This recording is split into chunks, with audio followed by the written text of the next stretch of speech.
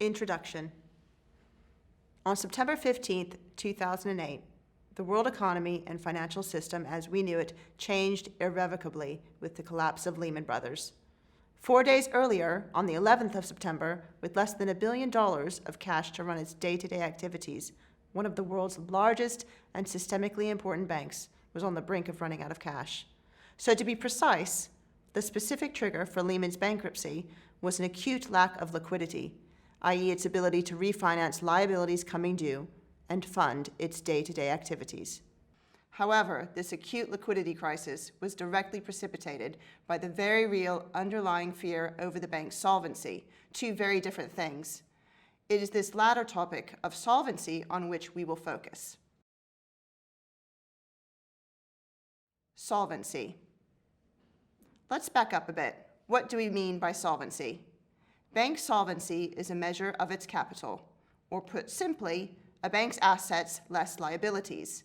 Sounds simple enough, but since the collapse of Lehman, stakeholders, financial regulators, and the market at large took notice of the fact that many banks were woefully undercapitalized, meaning they possessed very low solvency levels, with many systemically important banks boasting hundreds of billions in assets, coupled with very slim capital buffers to absorb future, as yet unquantified losses. In the midst of the financial crisis, the markets feared these losses, primarily pertaining to the subprime market, as well as other high-risk, illiquid assets, were large enough to sink many institutions in the same capacity as Lehman.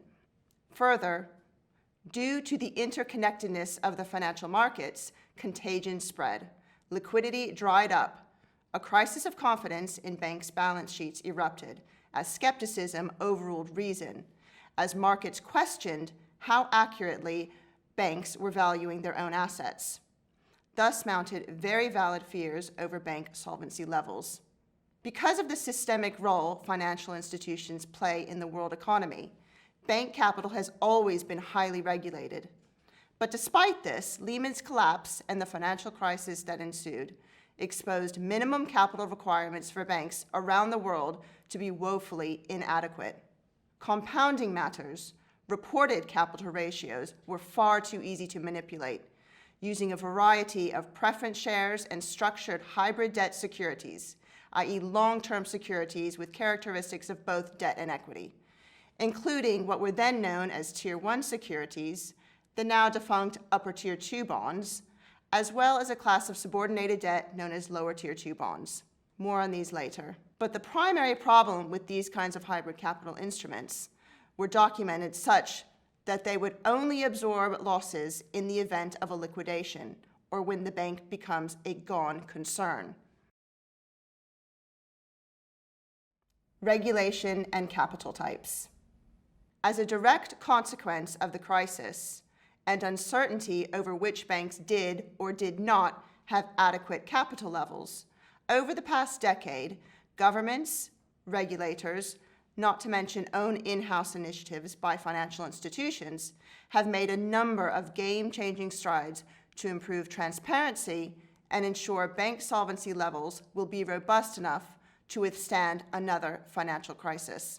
With the introduction of Ball III, which followed on the heels of its predecessors, Ball I and Ball II, that outlined stricter regulations on capital as well as risk-weighted assets calculation, hand in hand with the alphabet soup of banking regulations, including among others MREL and TLAC, and not least the myriad of government-led stress tests, not only increased minimum capital requirements, but also introduced stricter rules on what may constitute bank capital.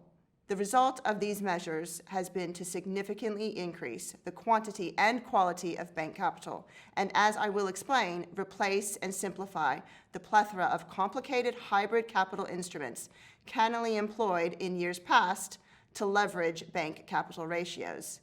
Today, bank capital structures are much simpler with well-defined own funds, including common equity Tier 1, additional Tier 1, and other supplementary capital known as Lower Tier 2 capital, thereby shifting onus in any potential resolution strategy of a given troubled institution on the aforementioned note holders, and setting in place a clear hierarchy of loss absorption and capital subordination levels. These measures not only dispel the myth of too big to fail, but importantly, transfer the burden of losses in any financial crisis situation from the taxpayer to the stakeholder, while simultaneously ensuring institutions remain adequately equipped to continue critical functions without threatening financial market stability, as occurred in 2008. We sometimes refer to this new regime as a bail-in regime, and this is the alternative path to the many bailouts we saw during the financial crisis. So what constitutes capital, or loss-absorbing capacity for a bank, i.e., what makes the numerator when calculating capital ratios to risk-weighted assets? We start with Common Equity Tier 1, which forms the bedrock layer of loss-absorbing capacity, the components of which are unchanged and consistently remain shareholders' equity plus retained earnings, less goodwill and other intangibles, and dividend distributions. Next, we have Additional Tier 1 capital, and this is made up of securities that absorb losses when a predetermined regulatory capital level is breached. And it is here, the former Tier 1 market, that has experienced the biggest upheaval and regulatory overhaul since 2008. Today, Additional Tier 1 capital notes possess embedded contractual provisions to impose either principal write-downs or conversion into equity if or when respective minimum capital ratios have been breached, known as contingent convertible bonds, or dubbed COCOs. Today, several criteria must be met in order to comply with BIS standards of Additional Tier 1 capital. A full list of criteria for inclusion in Additional Tier 1 capital may be found here. As understanding and confidence in these structures develops further, we expect the market for Additional Tier 1 securities should continue to grow. From 2013 to 2016, over 90 billion euro of Additional Tier 1 securities had been issued by banks including SocGen, Deutsche Bank, UBS, RBS, Credit Suisse, and others. Both Common Equity Tier 1 and Additional Tier 1 represent going concern capital, capital readily available when a bank hits trouble, but before the bankruptcy resolution phase. Lastly, we have Lower Tier 2 capital, or supplementary gone concern capital. This is capital senior to Common Equity Tier 1 and Additional Tier 1, but subordinate to other senior unsecured bondholders, senior preferred bondholders, covered bonds, and depositors. Lower Tier 2 capital consists of revaluation reserves, i.e. surplus created by the upward revaluation of an asset, for example, real estate owned, general loan loss provisions, and subordinated Lower Tier 2 bonds. Lower Tier 2 debt is term debt issued with a maturity of no less than 5 years. Indeed, the capital component of Lower Tier 2 bonds with less than 5 years to maturity will amortize on a straight-line basis annually. As an example, of a 500 million euro Lower Tier 2 bond issued and maturing in 2023, only 400 million euro shall constitute Lower Tier 2 capital for accounting and regulatory purposes. Again, emphasizing the importance that going and or gone concern capital is to remain permanent and or long-term in nature. So how have banks evolved to satisfy this new world of regulatory and investor scrutiny? As the graphs indicate, taking the sample of Group 1 banks, i.e. banks reporting more than 3 billion euro of Tier 1 capital, this is Common Equity Tier 1 and Additional Tier 1, from 2011 to 2016, it's clear banks made progress towards meeting the fully phased-in minimum Basel III Common Equity Tier 1 requirements ahead of the 2019 deadline.